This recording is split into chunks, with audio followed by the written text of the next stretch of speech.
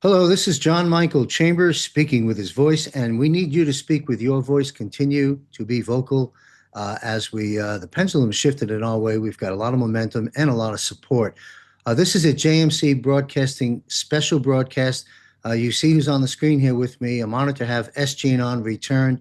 We're just going to jump right into it. Thank you, SG, for being here. Thank you for having me back, John Michael. It's good to be here. All right, King Charles. I was wondering where the million protesters in the No Kings movement was. Why weren't there a million people outside the chamber in the White House? Kind of funny how that works. Anyway, I didn't get a chance really to watch any of the coverage, just the drive-by stuff that hits you, just due to the nature of the commitments I have. But I got the gist of it. But I'd like you to weigh in on it. King Charles visiting the White House, which is pretty much not a common occurrence, as I understand. I think it's been decades, maybe as far back as Nixon or something, where the king had come on our turf to be hosted and so forth. Perhaps I can be corrected on that, but it's certainly been a long time. So it's not a common occurrence. And this particular visit with King Charles was extraordinary. All kinds of messaging, signals, anomalies. I'd like you to share with us what you saw and what is the true significance from SG's lens with regards to the King's visit. Well, it's fascinating that you should start the conversation off with that particular topic because it tees up, I think, a lot of what we're going to get into for this short broadcast today. Fundamentally, John Michael, when we look at what happened with the king and the English monarchy, the English crown coming over and paying homage to the American president, being hosted by the American president inside the vassal territory of Washington, D.C., on the grounds of the White House. Now, this is after we've laid claim to the White House under the laws of war, right? And we saw that happen between January of 2021 and January of 2025. There's different punctuation marks along the way, the planting of dual 88-foot flagpoles, various construction projects that were done during the Biden era, certain military decorum and tapestry that was sort of woven out there for people in the very early days. All of this signaling to us that jurisdiction with Washington, D.C. changed fundamentally during the first Trump presidency and then during the interim period where we saw this Manchurian Biden operation from ostensibly what was supposed to be the Oval Office. And so now here we are, early 2026, and we have the English crown coming to visit. This is after the Queen's death, right, which was on 9/8 of 2022. So 9 plus 8 is 17 of the year 2022.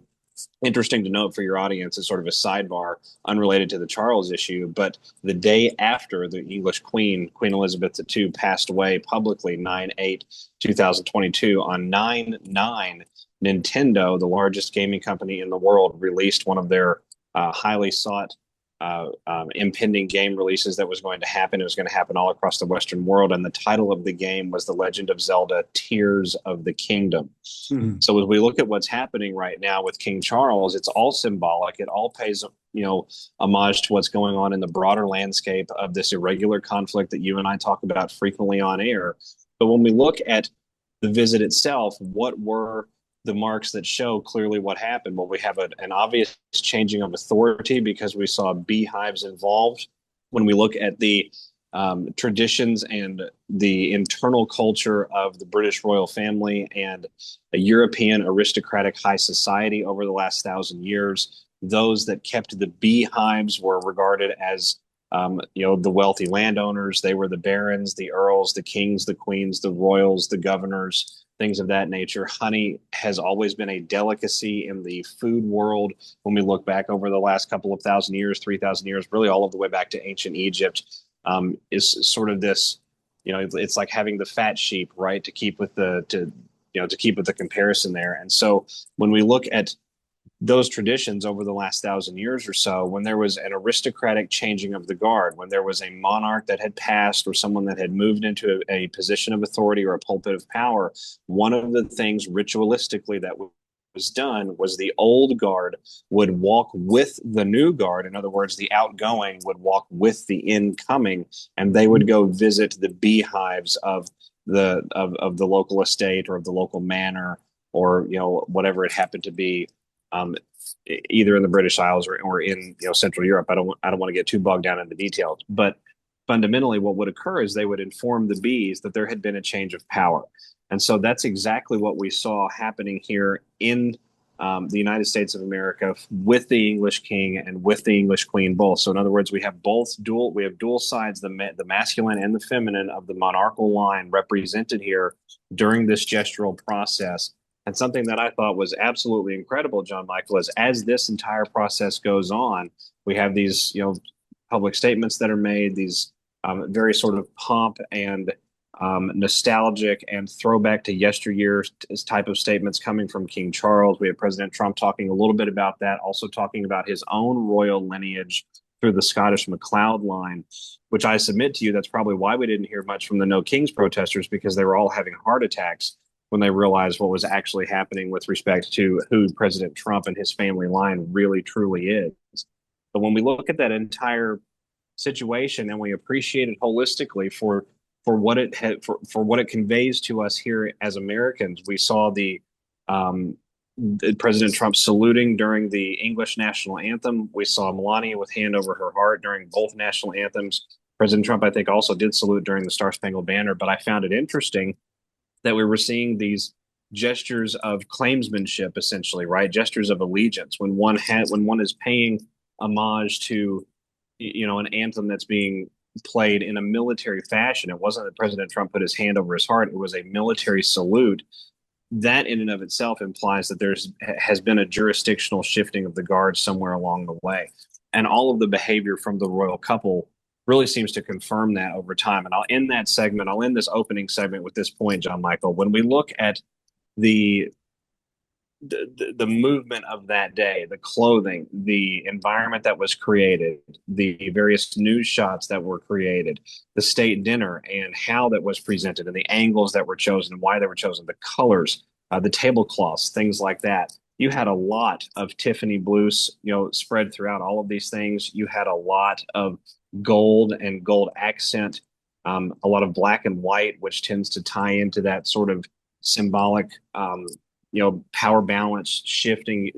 Black and white is a very common thematic contradiction, contraction, I think is what I'm trying to say, in those areas of the world. Excuse me. And so in those elitist families, it means a great deal to them.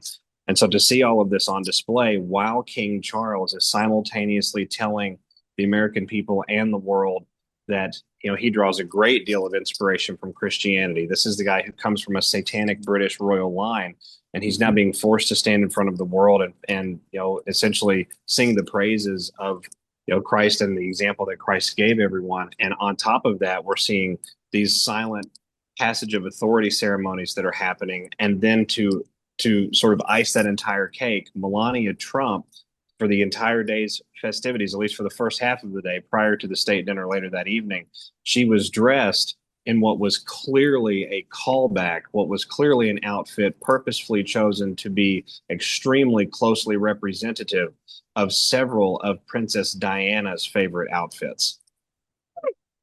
Yes, interesting, huh? Let me ask you this, SG. Would you agree that this may be sort of the lid on the jar? It began perhaps many years back when President Trump visited the Queen before she passed, and those protocols that were bypassed. Would it be a fair summary to state that began the trajectory of things that have followed right up till today with the King, that pretty much ends their rule and our freedom? Would that be a fair statement?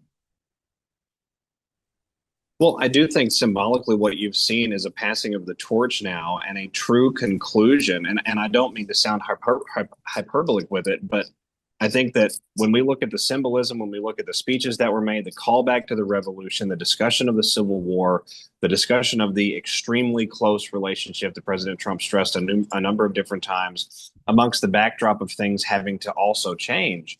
And then the symbols and the rituals that we talked about a moment ago, which, to your average onlooker who's not looking for something like that and attempting to find the meaning in these meetings and in these gestures and things, they're not going to mean anything to them. But these are dramatically important when looked at through the lens of an elitist. That's all these people work with is symbolism. They believe the esotericism rules the day. They put it in their labels. They put it in their signage, their marketing, their advertising. It's on their money. It's on every single thing that they have access, power, and control over. And so to see those rituals played out in a fashion that is basically bequeathing power to we the people of the United States of America by the English monarch on U.S. military soil, and that's the key here. These Yes. actions were not done amongst the several states of the Union. They were done in the territory of what was formerly the national government and what is currently under the military domain of the United States Armed Forces. So looking at that, John Michael, I think that we have a conclusion to the American Revolution. I think that we finally have freedom in the sense that there is self-determination, which can be representative in the areas that count. It's not just at the ballot box, it's at the banking establishment. It's not just at the ballot box or the voting booth or the county courthouse. It's in the law enforcement precinct. It's in the judiciary. It's in the oaths that people collect amongst the several states of the Union and who they're actually pledging their allegiance to and how these oaths are structured. All of this will be a downhill trickle effect, I think, from what we saw take place. I really don't think that it can be overstated. And when you pass that against the backdrop of the petrodollar basically being gutted, it's clear that this is a transfer not only of political autonomy and political freedom and monetary self-determination to we the people of the United States from the English monarch and both sides again of that monarchy, the king and the queen. But it is also fundamentally a transferring of the financial power in the world from a highly concentrated sort of concentric group spanning North America and Europe out into a much more decentralized landscape where everyone needs to be responsible for bringing valuations to the table. And you asked me about whether this is the end of the English line or not. I think that that process was indeed set up when President Trump and Queen Elizabeth II had their first round of meetings in 2018. So with respect to where the line actually ends, and if it comes to sort of an abrupt ending, which I think some people are expecting it to do, I think that may be more reliant on what Prince William and Prince Harry do after this particular period of time when Charles exits stage left. Great analysis. Thank you. It's extraordinary series of events are unfolding, and I wouldn't say a full-blown fire hose, but the White Hats, Trump, the military, the plan, the team, they're coming at us with a pretty forceful hose right now on multiple fronts, that being one of them. And this dovetails perfectly into the monetary aspect of what I'd like you to weigh in on. We know, of course, we've discussed it, those that follow broadcasts like mine and yours and so forth, they understand that the Federal Reserve and the IRS are illegal, unconstitutional, and are being dismantled. But I want to get into a bit of the micro of the how this continues to play out as we fast forward a bit. We still use Federal Reserve notes, you and I, the ladies in their pocketbooks, you and I in our wallets. We still have those little green pieces of paper, whether it's through credit, but that's the system we're using. We're using those Fed notes still. So to say that the Federal Reserve is gone completely wouldn't really be a full and true statement because we're using their money as debt. But we also know the dismantling that began, I think, as far back as 2020, the first move the president made, taking some powers away from the Fed into the Treasury. We know all that has transpired since and ongoing now with the comms we get directly and indirectly, and mostly directly, from Dan Scavino, from the president himself, from Scott Bessent, most notably March 26th, the a press release, I'll call it, from the Treasury Department itself, where not one time was the word Federal Reserve in there. And yet they were talking about the issuance of a new currency with the president's signature on it. So having laid that down as a groundwork, I now get into my question. And it speaks to the future, but I think the future is coming pretty soon. So I'd like you to weigh in on this. Now, we know the Federal Reserve, as we know it, is not going to be part of the future. And thank goodness for that. Illegal, unconstitutional, so forth. Okay, so but how? That's the key word. How do we make, and one last thing, we know clearly, you know better than most, how that there is a new system set up to replace SWIFT, QFS, crypto, so forth, stable coins, restoring the currency, first our dollar, backed by gold and silver and sovereign wealth funds and so forth and so on. There's the big picture. But again, we still have Federal Reserve notes in our pocket. There'll come a point when we will have an option. And I think in there lies my question, and it's is how is that transition done? Will there still be Federal Reserve? And this, I know you didn't get the memo from President Trump last night, so this is your analysis and opinion, but will there be a transitionary period where, okay, we have the new that we can work in, a new greenback, we'll call it, with Trump's signature on it, that is backed by gold, other commodities, en route to digital down the line. We'll come there in a moment. So my question is this. I know it's been a long-winded setup because it's an interesting, real question. The layman will be wondering how. And so when do we stop using the Federal Reserve note? Did the Federal Reserve close their corporation and just fold up shop and do something else? Or are they still in existence for those in the world and us here at home that are still using their paper? What happens in that interim period where we exchange over into the new paper dollar and eventually digital? Hopefully with that long-winded setup, my question was understood. Take it away, SJ. Well, I appreciate the thoroughness of it, actually, because it is a very baseline elemental question, but it's fundamental, I think, to everybody's concepts of what comes next with all of this. The monetary aspect is relatable essentially to every human being on the planet, even those in many regards that, in nowadays times, even those that are deep in tribal areas in, fairly remote regions, they're still familiar with the concept of value exchange and what the prevailing currency of those areas is.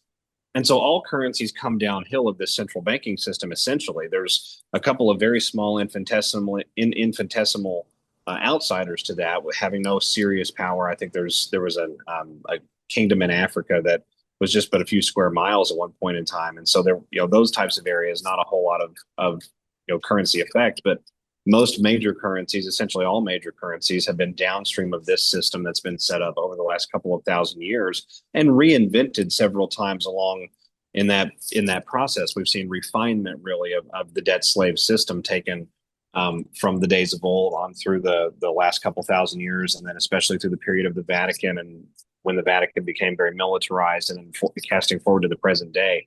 And I'm giving you a little bit of a thorough setup here for the answer, because it's sort of necessary to understand, I think, where the monetary aspect goes, because the question itself on the surface is, how does the Fed and the Treasury, what happens with that, and how do we look at money issuance going forward? But the essence, I think, of the question is, what does this decentralized landscape look like? How do we get these third-party institutions, these middlemen essentially, out of the way so that we, the people, are able to transact P2P in a secure fashion that does not have us at risk, 24 hours a day from some, unwell-to-do actor out there, or someone with a pinch on their shoulder who's going to try and buck the system and be that example because they have a little bit of a rebel streak in them.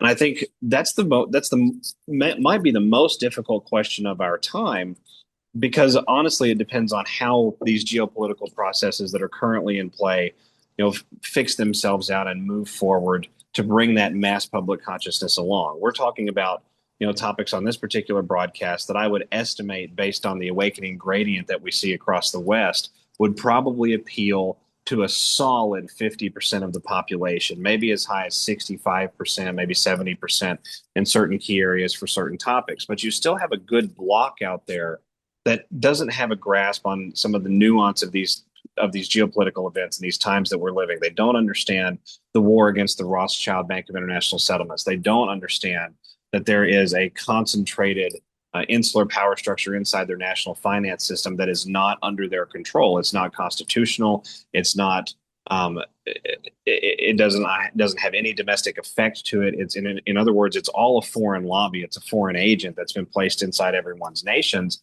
in this financial aspect. And a lot of people are still just working up to that point. That's where they're at on the bell curve, if we can say that.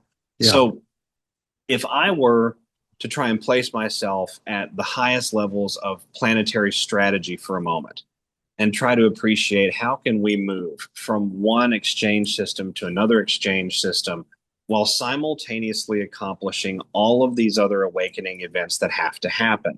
And when Mhm. we talk about those, let's give a couple of brief examples. The extraterrestrial discussion has to be had. We have to have clarity on that. We have to have transparency on that, regardless of whatever camp you sit in the present day, here and now, with respect to that issue. The public discourse has not occurred. We've not settled the matter on what the heck is going on with that. Black sites, black budget operations, the immense amount of siphoning that has gone on across the entirety of the West, and where those funnels and channels and avenues actually go to and lead. We have a lot of discourse about these, but we've not settled the issue, I think, nationally or even culturally across the Western world and the post-Commonwealth realms on which one of those areas were the most problematic and were beyond saving versus the ones that can still be used. And I think that's, we might be even premature on that discussion anyway, because we're using some of those institutions in the here and now for good causes. So these are just a couple of examples of things that have to be hashed out alongside the change in monetary behavior and management, alongside where money originates from and where it returns to. And so with the Federal Reserve and the Treasury, I'm going to speak just from the United States lens here because I'm not versed in any other nation state infrastructure with this. But with the Federal Reserve and the Treasury, I think that we have to have the Federal Reserve held accountable at minimum in a U.S. court of law for the greatest counterfeiting and usury operation ever contrived in all of the history of man. And I think that that has to be adjudicated in the public record. Perhaps it's even adjudicated by the Supreme Court, which would be very, I think, apropos and poetic. And at the same time, I do think that we need a concurrent situation where a vacuum with a need to be filled is created in the financial economic ecosystem that we use inside the United States of America. And there's a lot of different ways that you could produce such a vacuum situation. You could certainly have a 2008 style event that would produce a situation of pretty immediate gravitas and need. You could have a national emergency or a nationwide terrorism style event, which affects perhaps electronic infrastructure or resource based infrastructure, which then affects downstream power and the ability for things to keep the lights on, if you will. You could have a cyber event of some kind. You could blame it on an astronomical event like a solar flare, behavior going on with the sun. You could even actually tie in the UFO component and blame such a situation on the realization that there are actually other sentient beings out there. And I could very much see some of our Luciferian opponents who remain on the battlefield trying to shift blame in that direction to buy that time to get away. So any of those situations, I think, would provide the catalyst for Treasury and the president and Congress to all work together very publicly and very rapidly to basically reverse what was done under the Franklin Delano Roosevelt administration in the early 1930s when they rolled out the banking reforms. They were slamming legislation through the Congress in days.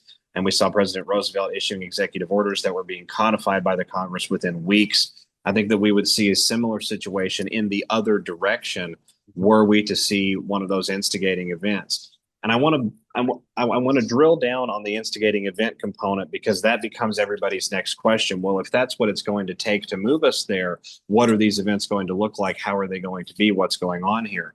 I don't think that that is something we can really do much speculation on with any amount of accuracy at this point, because you're talking about picking from a haystack of literally 100,000 different options that would meet the flow of whatever the objective here, the ultimate aim is. But I think what is certain is that whatever occurs will be at a national scale, at least here in the United States of America. It's likely to involve standoff style behavior between the major superpowers around the world, because those are the precipitative moments that we've seen over the last couple of hundred years. It's very relatable in the pattern of our consciousness as a collective civilization, both here in the West and around the world. It's understood how these dynamics then produce immediate geopolitical change afterward.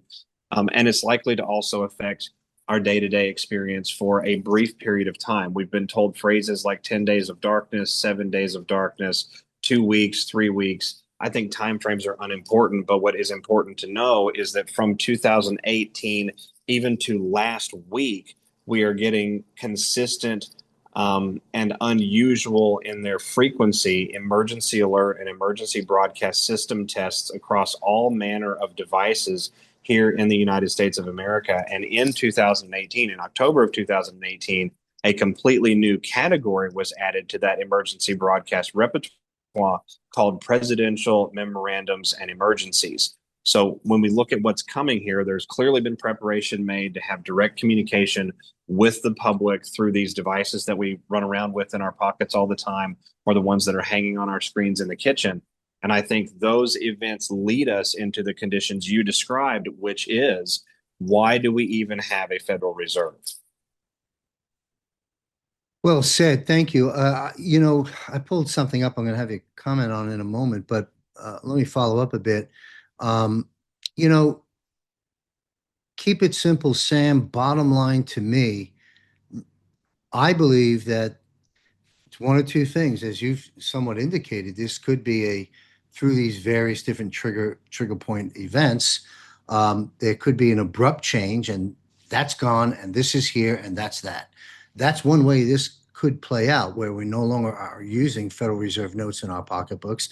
Instead, we have the new Trump money, we'll call it, which is, I shouldn't call it Trump money, but you understand what I'm saying, constitutionally sound money, and the Fed is done. That's a possibility. The other possibility is, uh, after some pain and some more things we're going to go through, we don't have time, you and I, to get into the bond collapse and all the other things that we're talking about. But as far as the currency goes, let's assume it gets driven down further, and at some point it gets rescued with a new currency. Some people say that's happening in July. I'm not quite sure of that, but it's going to happen. But the other way, there's the one scenario of dead, done, finished, goodbye, here's the new currency, or hey, here's an alternative. You've got a period of time to convert your Federal Reserve notes into the new dollar, and hopefully it's fair exchange. Could there be that an aspect of that takes place? In other words, not the sudden death, but a buffer period of transfer period of time. If you think about it, then we're talking about just us, we the American people, 350 million of us, whatever it is, with US dollars in our pockets. Now, there's of course the rest of the world that's dealing with central banks, dealing with dollars that they may have. That's a whole different conversation. But and it's probably one and the same. But as far as we here at home, uh, just a brief comment on, could it also play out the way I said? Well, we don't want anything to do with it anymore, this Federal Reserve note. So do what you want, Fed, and those that want that money. We have this new money, and there'll be an exchange center or a bank where you swap it out. Is this oversimplified? Am I crazy? Is that a possibility? Well, I think it is a possibility, because when you look at phasing this type of landscape into another type of landscape, basically bringing a square peg and actually managing to fit it inside of a round hole, I think what you have there is intrinsically some overlap that just has to occur. And Mm-hmm. so, as people learn more about the monetary situation, as they learn more about the dynamics of the debt landscape with the United States, and probably concurrent with some of these escalating geopolitical events, we would still see some of that escalation. You'll have to pardon me, John Michael. I apologize. Um, we would still see some of that escalation, I think, even alongside sort of a slower, softer, gentler process. But I think that's very plausible as we look at what's happening here. And really, I think both scenarios are plausible, because we have precedents in the last 50 years of history to see both of those scenarios as having actively taken place. When we were taken off of the gold standard by Nixon for nation state transactions at the same time, or right around the same time that we saw the petrodollar arrangement put out, that was a very slow burn, but it caused dramatic and world altering change in just, a matter of a couple of decades, really a little bit less than that. But by the time we were in the mid 1990s, it had clearly solidified a completely new world archetype. We were of course, that was beyond the collapse of the Russian economy, the Soviet Union economy. Mm-hmm. We've also seen, dramatic events like the '08 event, 9/11, and the economic reverberations that occurred after that, and the measures that were taken at the nation state level to secure not only things militarily, but also transactions and the emerging digital landscape and space. A lot of people talk about the Patriot Act and that, and I'm certainly no fan of the Patriot Act. It's the most unpatriotic act, I think, that's been passed in the last half century here in the United States, for sure.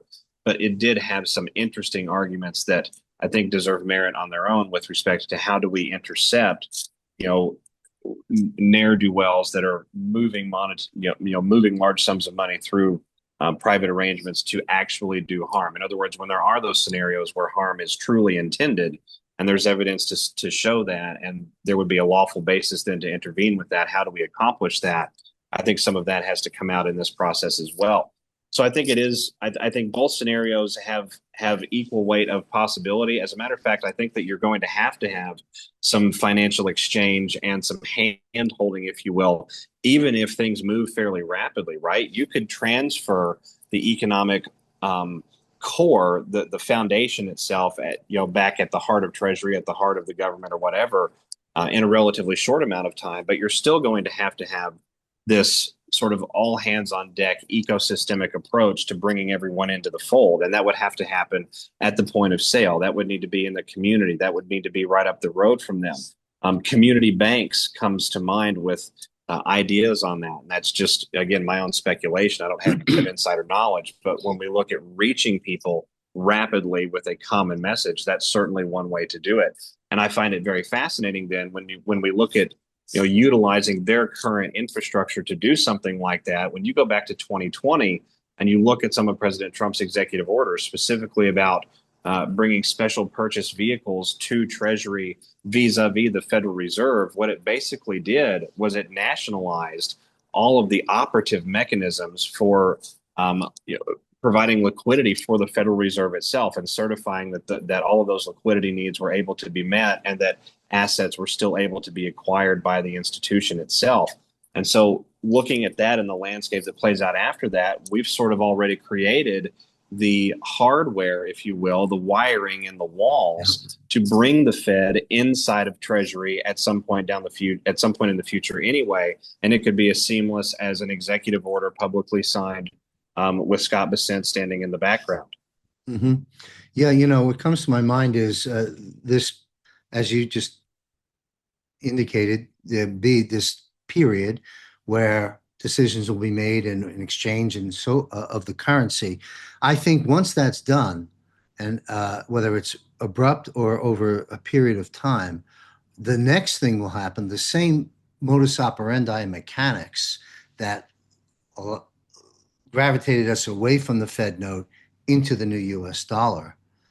I think then the next trajectory, the next step is getting us comfortable and giving us a period of time and educating us and weighing out the pros and cons of, hey, you don't need the piece of paper anymore. We have a stable coin that's going into a QFS and so forth and so on. I think that's what we're going to be experiencing in very oversimplistic terms, perhaps over the next couple of 3 years. I want to ask you one more question on the economic related area, and then I want to get into Kash Patel. You mentioned aliens. I'm going to go there in a moment, and I want to talk about the storm. I'm going to read a post in a second from the president. But before we wrap up with those issues, the last thing on the economic related area, the banks, central banks, the naked shorts, the game they've been playing. You got banks and countries now paying far more than the spot price for silver based on all the mechanics that we've talked about before. My question to you is, where is that at right now? In other words, how much more time is left in SG Anon's crystal ball that the banks can continue? Because right now, I mean, they haven't been able to pound silver down below 72. They haven't been able to pound gold down below 4,400. In the past, these growth spurts would have been hammered right back down. Silver would be at $40. Gold would be, back to 2,000. They can't do that anymore. They've gone as low as 72, we've seen since that spike at 120 on silver. We've gone as low as, say, 42, 4,400 on gold since its spike about 5,000. We're in that range. We're hovering in that range. A lot of the experts I interview on my Global Financial Reset show feel that that's going to be the lowest we'll be at right now. What's your take on the mechanics of the central bank losing control over the manipulation of the price points of gold and silver or real money? Uh, when do you see the handcuffs completely off and gold and silver catapulting to the levels that you and many others have forecast of where these two shiny metals are heading? How much more, and again, crystal ball, how much more time before you see the chains off and silver going to 120 and 200 and 300 and gold going to 5, 6, and 7,000? Well, it's funny, and without being a financial advisor, I think I have to look at President Trump's behavior and the rhetoric that he has put out, because we know that he's very closely connected to this currency financial transformative situation that's going on. He declared so publicly in September of 2018. Your audience can go back and double check that, his comments alongside Prime Minister Shinzo Abe of Japan, rest his soul.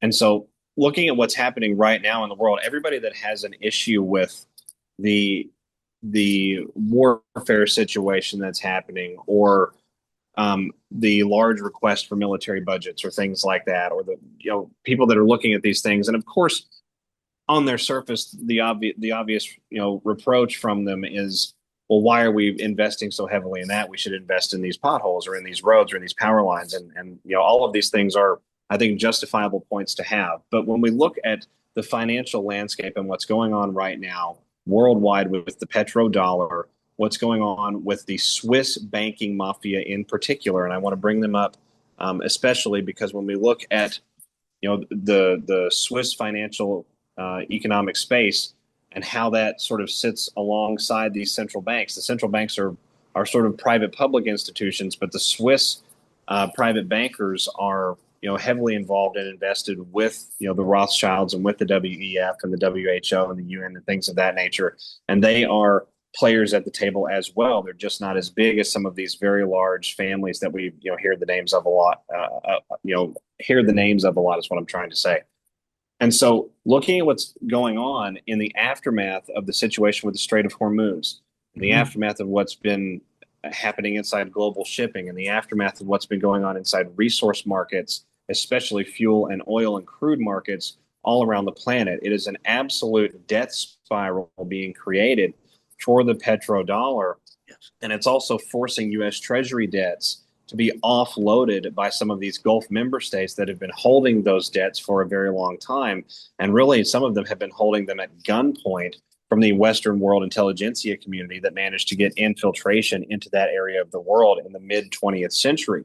And so that is producing conditions which are clearly going to remove the petrodollar at some point. The hegemony is going away. Everybody knows it.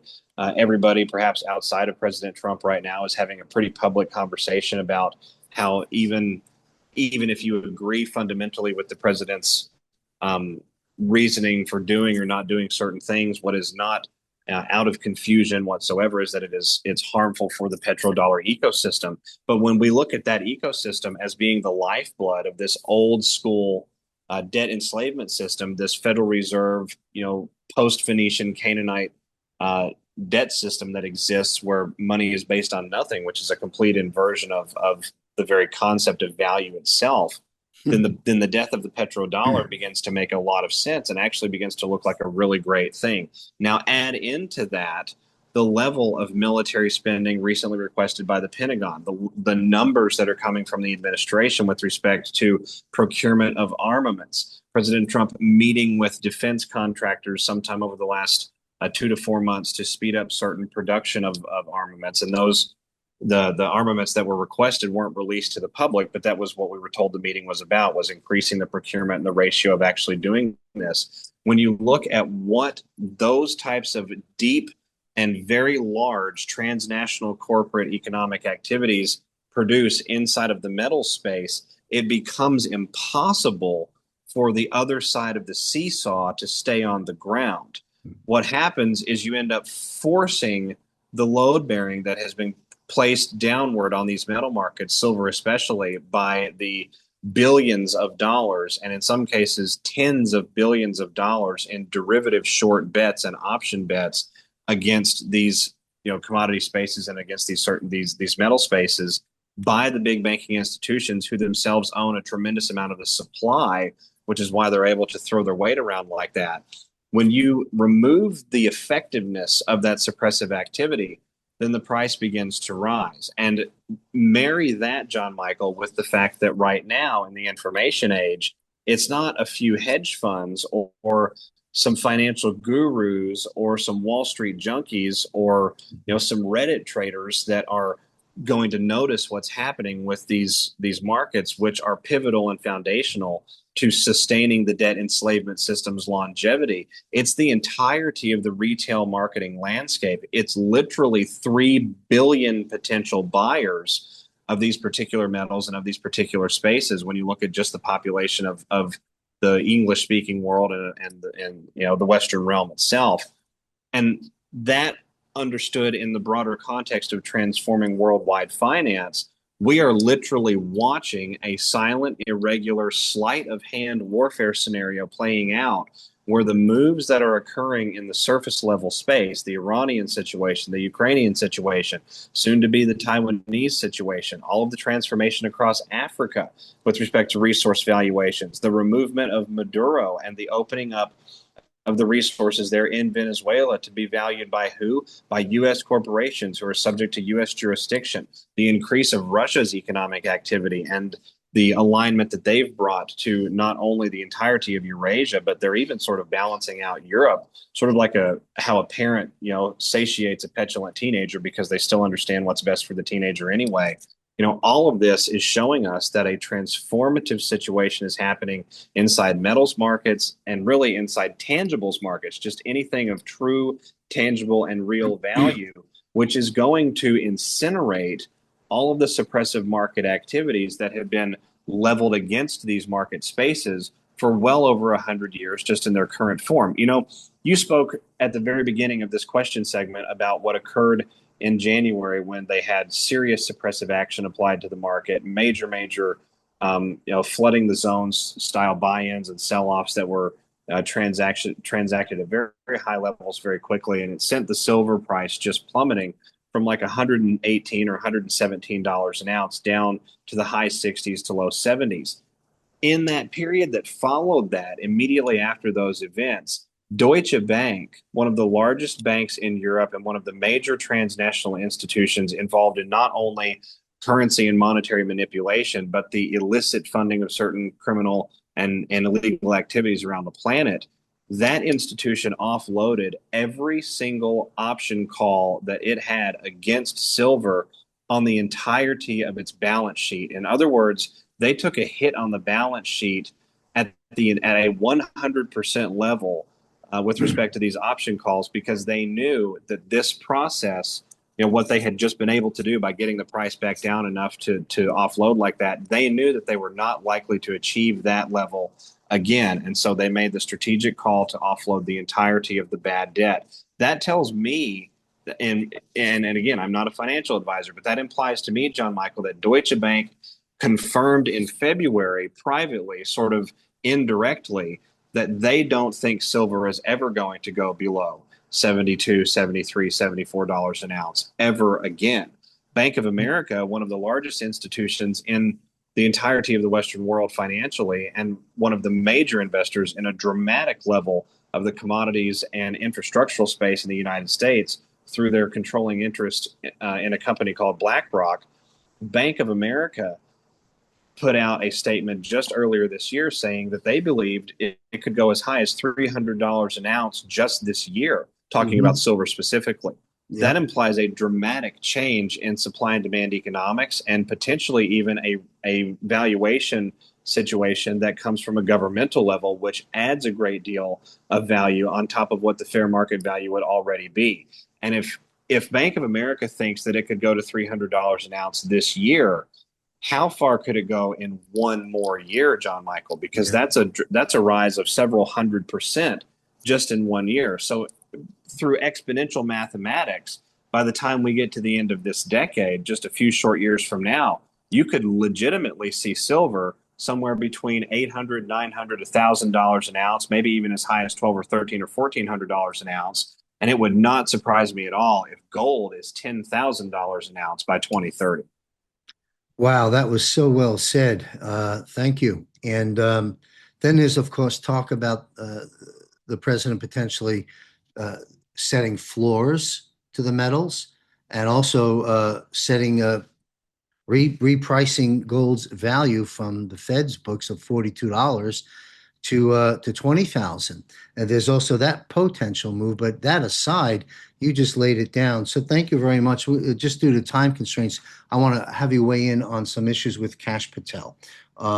Cash Patel has stated in no unmistaken terms, I caught a segment of his interview with Maria Bartiromo a week or two ago. He stated in no unmistaken terms that arrests are coming. And he said very soon.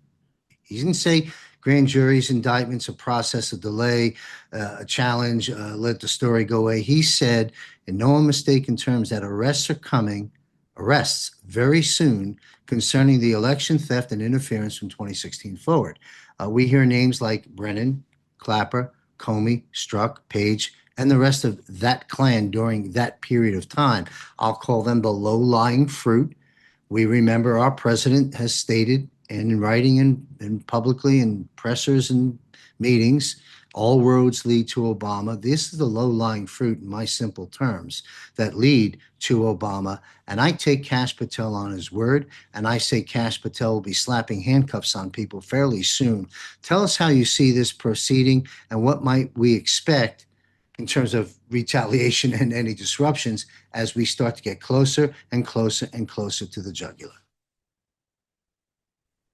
Well, I think as far as retaliation, disruption, obfuscation, you're going to see, again, an escalation from even the things that we've witnessed just over the last 6 to 12 months. Well, I guess it's now 14 months going back to the inauguration of January of 2025. And what those could be, I mean, again, that's a pretty large quiver. You could see things in the infrastructural space. You could see things in the transportation space, certainly more false flag style events with respect to aerospace. Aviation, because that's something that gets people's attention, I think, in a sort of a special and significant way here in the United States. But with respect to the arrests that are oncoming and how that process goes down, one of the things we have to remember, and it's easy to get buried in the tidal wave of information that's hitting us all of the time, right? Because you have individuals out there that follow only X, and that's essentially become, the global news wire. And you have individuals out there that follow the mainstream and X and other social media platforms like Blue Sky and Facebook. And you have others that get their news from a constellation of sources, both printed and digital. And so in an era where the information seems to multiply exponentially as it comes at us, it's really easy to get mired down in what occurred yesterday, what comes next, how is that going to affect things, where are we at? This and that and the other. But when we appreciate the basics, and we have to keep in mind the basics are given to us through trial and error, process of elimination, logical conclusion. There's an entity online that I take a lot of inspiration from. It's a faceless entity called Q. Told people all of the time, logical thinking rules the day. It's all about logical thinking. 2 + 2 = 4. And so looking at what's happening in the present day and time, what do we already know? What can we already say is true? Well, we know that President Trump has shared a number of times on Truth Social in the last 2.5 years this image of President Obama and Joe Biden sitting in the White House, or President Obama sitting in the White House with Trump himself post-election 2016. And the image is captioned, retruth if you want to see a televised military tribunals, Obama is guilty of treason, something along those lines. That's right. That's right. So for a current commander in chief to put something like that out, something that gravitational, that enormous in its breadth and in its weight and in what it actually means, I think that alone should be examined for what's happening here. This is not some low-life nut job who is mad at Obama and who wants to see some justice administered because he lost his house. This is the current commander-in-chief of the military saying that military justice will be rendered for a former commander-in-chief. That's a big deal. It is. Outside of that, we have DNI Gabbard just in the last 14 months, seizing election equipment from three major areas and sending um, requests for information to DOJ about at least two other areas with respect to the 2020 election. And those areas that information was taken from was Maricopa County, Fulton County, and Puerto Rico. All of those areas are areas that were mentioned again by a lot of different reports early on with the fraud that came out of 2020. They were mentioned explicitly by name by that entity called Q that we referenced a moment ago. I don't think Fulton County was, but Georgia itself as a hotbed of fraud was referenced there.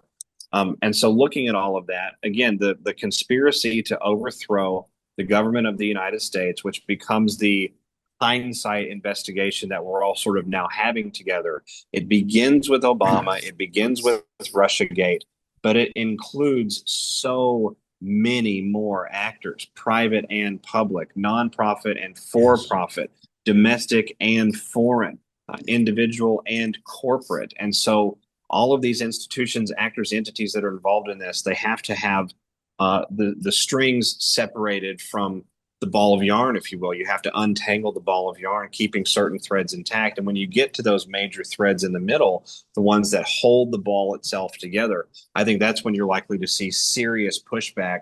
And I think at this point, John Michael, we're probably not quite to those big middle threads yet, but we're well into the surface of the ball by now. We're going into sort of this area where the threads become interwoven much more tightly, and you're starting to notice a difference in bonding and how pulling this ball apart is becoming a little bit more. It's having to be done a little bit more delicately and a little bit more quickly, because else you lose your momentum and you end up tangling yourself up all over again. And I think with Kash Patel's most recent comments to Maria Bartiromo, talking about arrests are coming, those things are coming.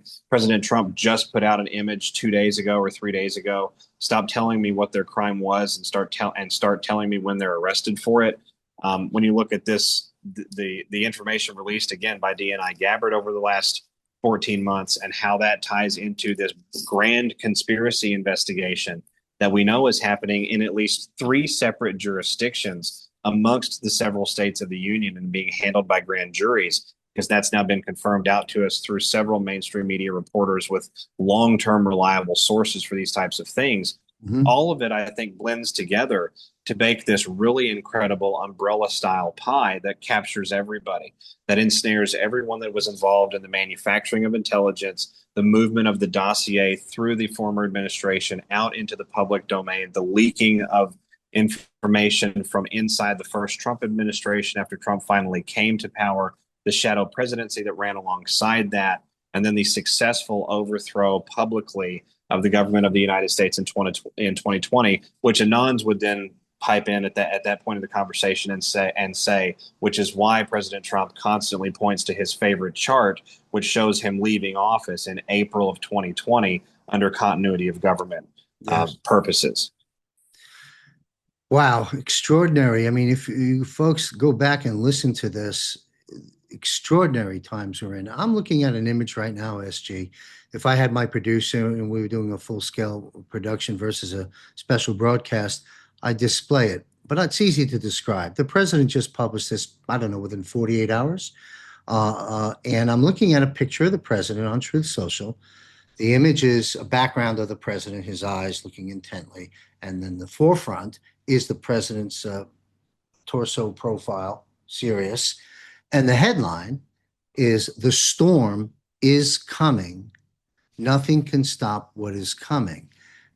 By the way, there's a very nice letter Q standing right beside the president and right next to the background eye of the president. So there's your image. And the main message here is the storm is coming. Nothing can stop what's coming. Now, one quick comment, and then have you comment on this, is, you can correct me if I'm wrong, but the Q board, if I'm quoting it accurately, stated, when we hear the president say, and this is my paraphrase, I guess, "My fellow Americans, the storm is upon us." Now, this doesn't say that. It says the storm is coming. This looks like a hat tip, and to let us know we're almost at that point where we'll get that notification. Am I reading this right? And by the way, the letter Q is in this. I find that extraordinary. What's your comments about this post? It honestly, as I listen to you set this particular question up and describe the image shared to the president's Truth Social profile, it sounds like a really great sci-fi movie.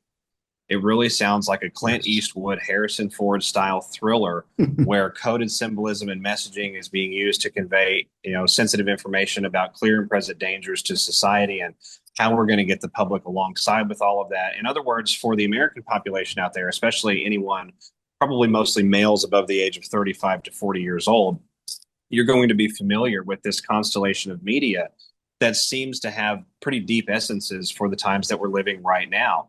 And that's exactly what you just described a moment ago to me. That's what it recalls for me. Excuse me, and takes me back to.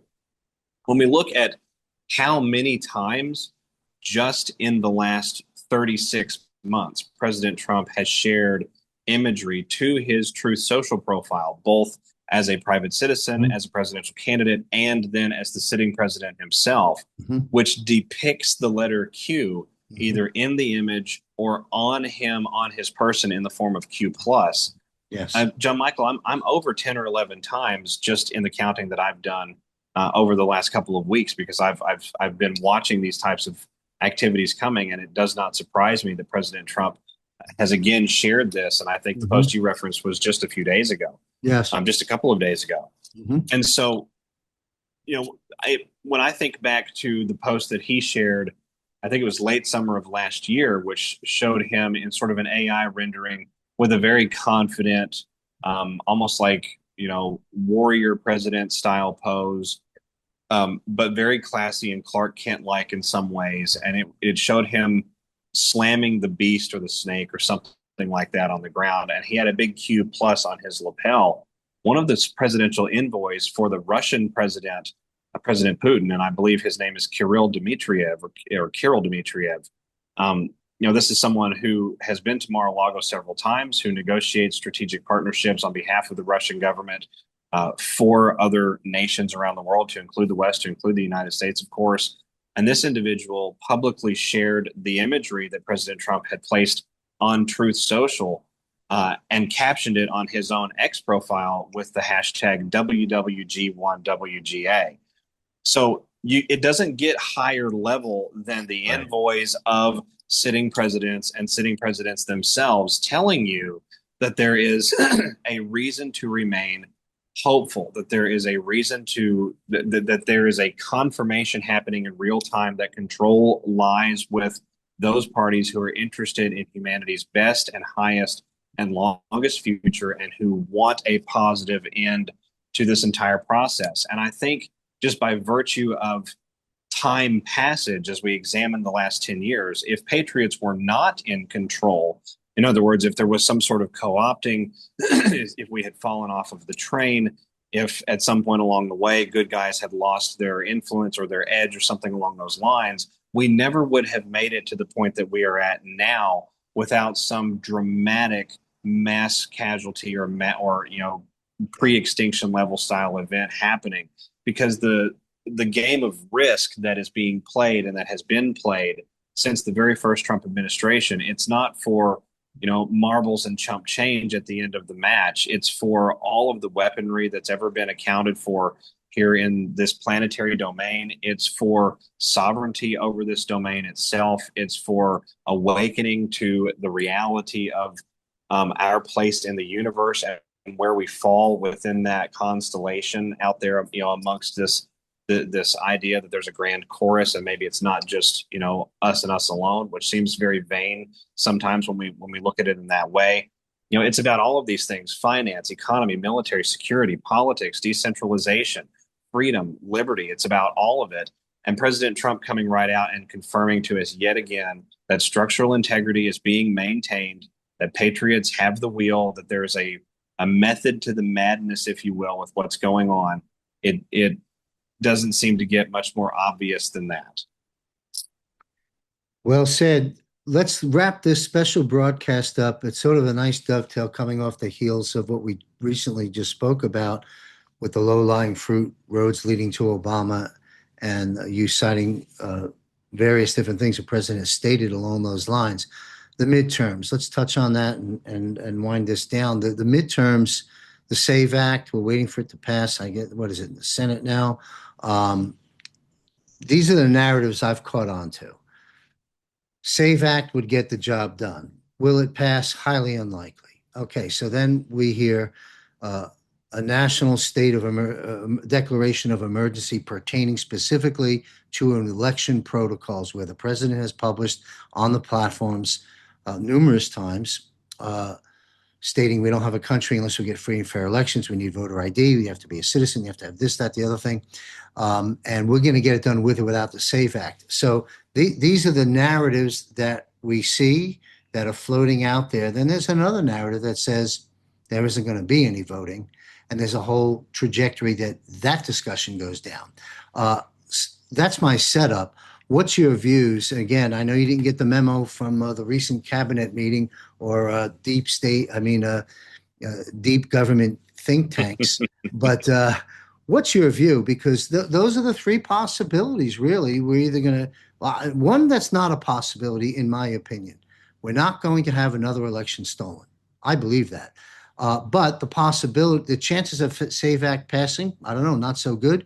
If that doesn't happen, you got the declaration of emergency where the president will make damn sure we have free and fair elections, and he's laid that out. And then there's a narrative that we might not be having that. Now I'm going to close out with the two-party system in a minute, but let me stop there, get your views on the midterms. What do you think might happen?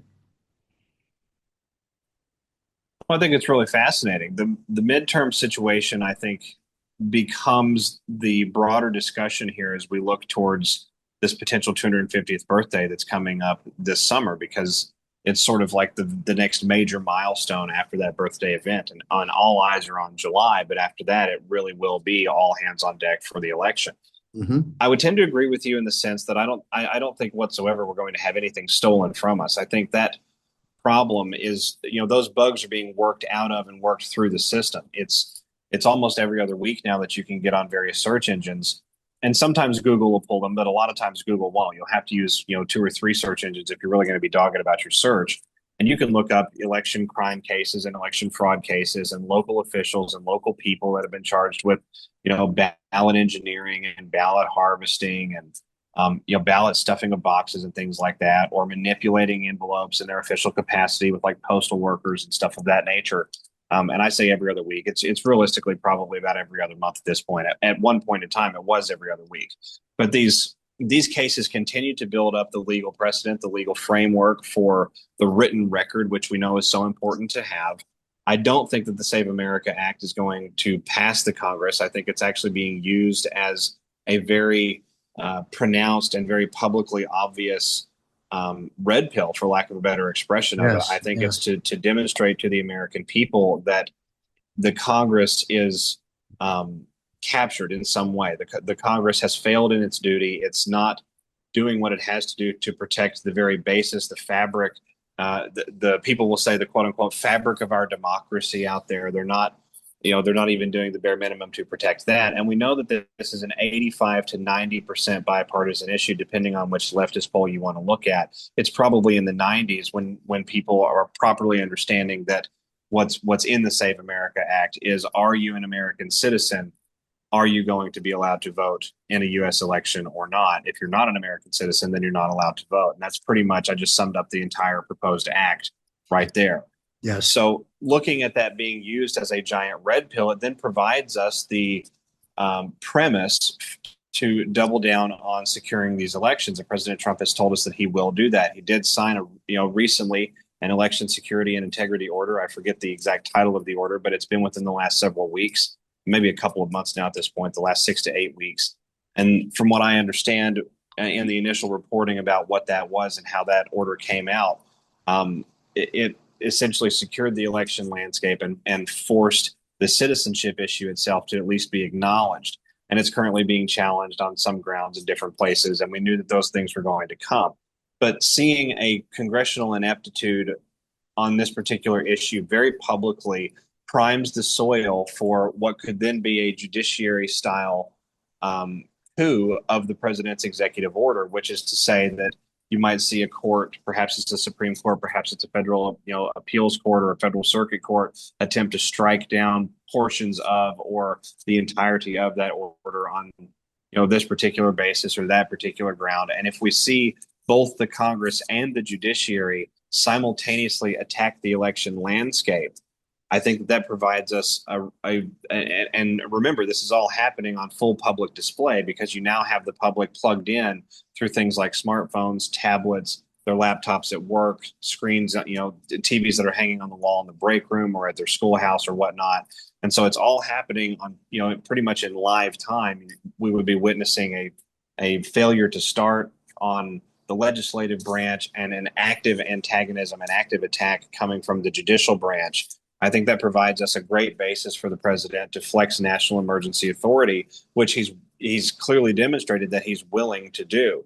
The place where this gets even more interesting, in my opinion, John Michael, is when we talk about the election landscape itself. We're also talking about the prospect of what comes from DNI Gabbard over the next, say, 8 to 16 weeks as we look at her investigation and her analysis, which is clearly coordinating with DOJ at some internal level because there's been subpoenas and information requests and things like that that have been transitioned back and forth and fulfilled in that interagency partnership, that cooperative. What comes from some of those investigations could very well be evidence to show that 2020 was set up by the committers of the Russiagate coup, the Russiagate treason event. 2020 was purposefully oriented in the lead up to the election, and that could be even preceding COVID-19, to be an election that was an overthrow event, that was a national theft, essentially a heist of the presidency, if you will, done by actors both domestic and foreign. If that type of revelation, which I don't believe seems extremely dramatic to prognosticate at this stage in the game, when we've seen Director Gabbard's rhetoric and the records that she's released about some of these other things, if that type of information came to light in the lead up to this midterm season, I think that would provide the president all of the basis of authority he would need to kick in certain components of EO 13848 and issue a new order dedicating some sort of secure election designating some sort of secure election landscape in the absence of the Congress's intent and determination to do so. In other words, the elected body under the Constitution that was supposed to do this job did not do this job. And and again, I'm sort of speculating here. I want people to know I'm not proclaiming that this is by any means absolutely how things are going to happen. But what I'm saying is, from where I sit with the types of problems that we have to reconcile at a systemic level, I think we have to have the election. I think the election itself is a birthright of the American heritage, and I think that maintaining the continuity of that process is paramount. I think the election probably does have to happen, but I think it has to happen under auspices that are very clearly secured and that demonstrate to the American people the failure of the other branches of government to do their job. And that happening on the heels of the 250th birthday of this country, I would find that extremely poetic, because that would then lead us directly into a period of a representative government having the reins of power, having the wheel, if you will, to take things where they need to go. And how rapidly would arrests and prosecutions and the civil levers of power and law and accountability and justice turn on the other side of something like that? I think you're absolutely right about the activity that's going to transpire, that is transpiring right now with the Kash Patel narrative we just discussed, with the work the DNI is doing, as you stated. And it's only what month are we? I don't even know what time of the year it is. What is it? April, May 1st today here in Thailand. It's a long ways till November. And I believe the stage will be set. I believe the SAVE Act will not pass. And I believe, as you've just stated, it's highly probable that the president will use the power of these emergency acts and so forth to secure free and fair elections. Let's see how it plays out, but it's certainly going to be on the minds of everyone once we get through May 17th to July 4th, and from July 4th forward. And that leaves me with some couple of quick drive-by, quick statements to get quick answers from you on, and we'll conclude this special broadcast with SG Anon. Julian Assange is on the record. I don't have the quote in front of me, but I paraphrase it on the record of stating many times, many years ago, that when all is said and done, in this disclosure game, this war we're engaged in, that 95% of Congress, of course, both sides of the aisle, will in fact be gone. And what we see here right now, I don't have any data in front of me, but it's been published. People have seen it. There's a long list of folks that are duly elected, serving themselves, but serving this country, that aren't going to run for office. Some are retiring. And then I would assert, to speak to Assange's point, that the rest of them, they'll be dealt with more than likely in the court system or in tribunals for their acts against the nation, violating the oath that they took. So if Assange is right, and 95% or so will be gone when all is said and done, to me, all is said and done in this context means the end of this present term. What are your comments about that? And then part B, and then it'll be the last thing I ask, is this statement playing out as stated, which I believe will, to some greater or lesser extent, probably within the time frame that I've just stated. If that happens, then the next question is, do we have a two-party system going into the next general election or the one after that? Well, on the last aspect of that question, I think the political evolution of things may be outside of my philosophical pay grade, but I will say that I think the serious discourse about the efficacy of having a system that's bipolar in such a fashion and literally set up to be bipolar in that way, maybe that efficacy is not pragmatic for this information age that we're all moving into. And how can we secure the balance of power for the individual liberty, the protection of the right, liberty, and pursuit of happiness, the self-determinative ethos, but also provide for the collective good in a decentralized way that doesn't involve the middleman in a lot of ways. I think that discussion not only does it apply to finance, but I think it applies to the political landscape as well. With respect to, the current governmental landscape and how that plays itself out and sort of sees itself out the door, I think, which is what you were talking about a moment ago, 95% of things will be gone. I think a great deal of things will be handled and are being handled through the civilian justice levers. I think you've got a massive effort being undertaken by DOJ that's not being widely reported to investigate enormous amounts of fraud across all dimensions of society. You've got healthcare fraud, you've got crypto fraud, you've got finance fraud of both digital and physical kinds. You've got currency fraud, tech fraud, espionage, all of these types of things. Biological terrorism, trafficking of biological agents, obviously the human trafficking component. All of these are things that we've seen coming out over the last, couple of years at least, certainly, but definitely over the last, 6 to 12 months in a really, really heavy way.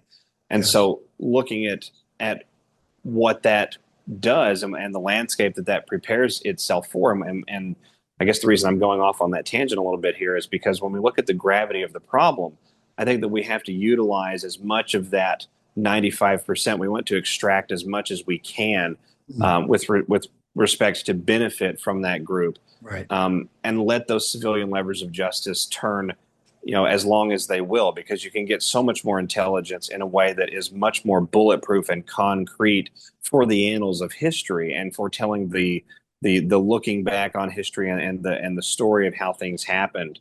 It's always the civilian levers of justice that really hold true and maintain ethos across great lengths of time, centuries, not decades.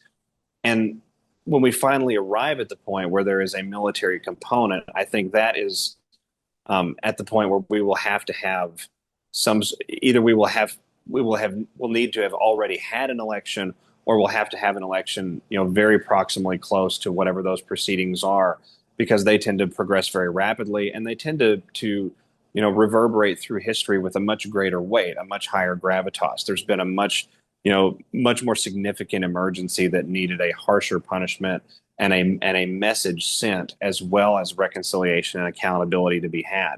And we know that those are coming as well. So it makes sense that we would either see them popping off this year, or we would see them beginning probably in 2027 at some point and moving towards 2028 and the general presidential election of that year.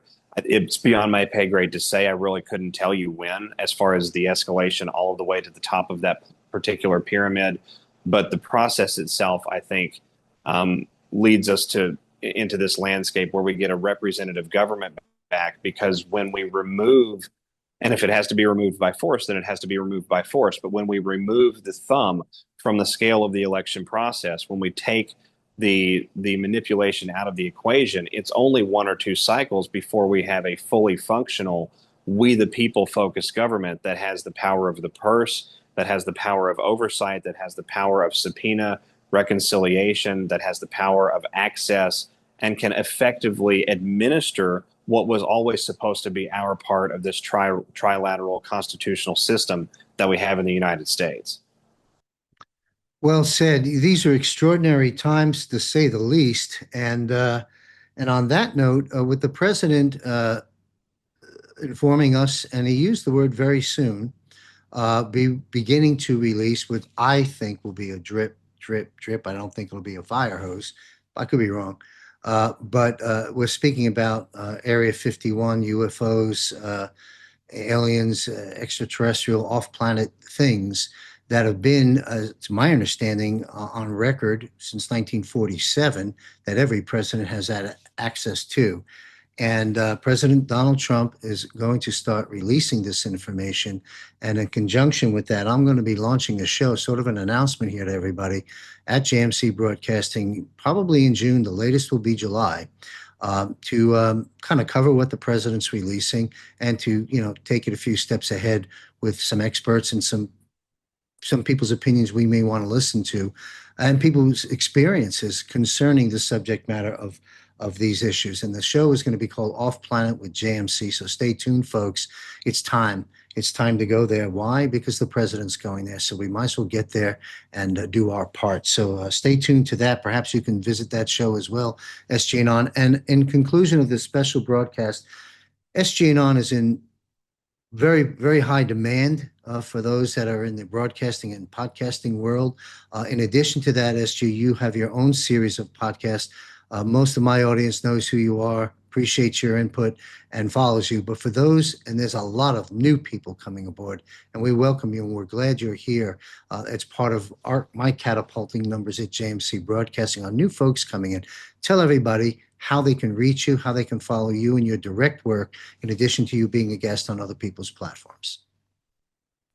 Well, I appreciate that. I can be found on 4 platforms online. I'm on rumble.com at the handle Q News Patriot. I'm not on Rumble by the name SG Anon. So the URL is rumble.com/user/Q News Patriot. I can be found on Truth Social, X, and Telegram. I'm on Truth at the handle Real, REAL, SG Anon with a red check mark. I'm on X at the handle the THEQ News Patriot with a blue check mark and a username of SG Anon.